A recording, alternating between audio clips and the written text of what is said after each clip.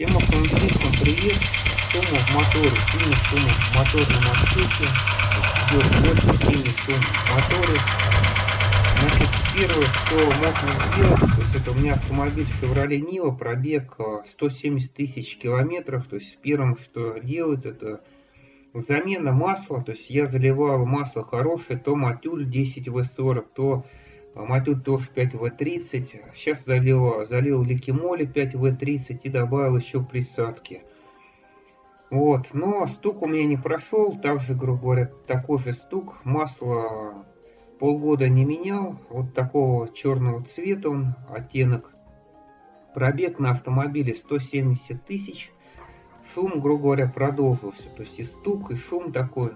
По мануалу стук в моторе гидрокомпенсаторов может минуту-две идти, но не более. У меня он на постоянной основе, то есть постоянный шум шел. То есть что-то не то было. Вот, читайте, советую мануал, то есть по книжке вашим заводом-изготовителем. То есть у меня было принято решение вскрывать двигатель и смотреть, что произошло. Потому что только вскрытие, грубо говоря, покажет, какие детали неисправны.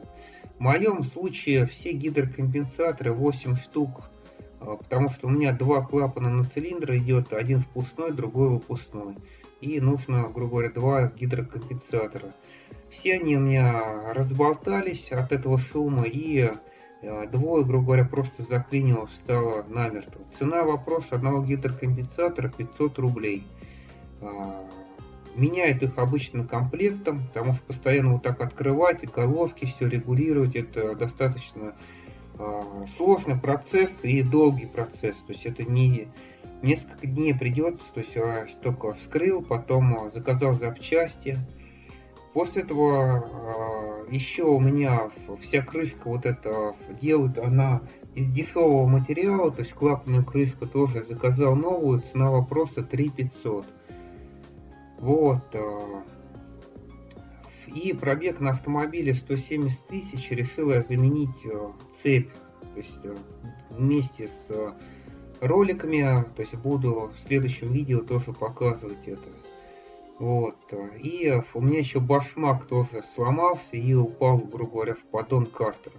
Вот такой еще специфический ключ на 10. Это понадобится для откручивания натяжителя цепи ГРМ. То есть вот он идет. То есть в моем случае, чтобы до туда вот докрутиться, пришлось и термостат менять,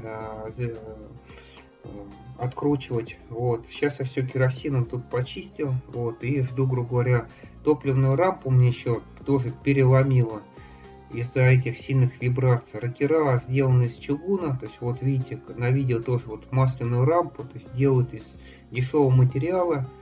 И ее просто мне сломало. Вот.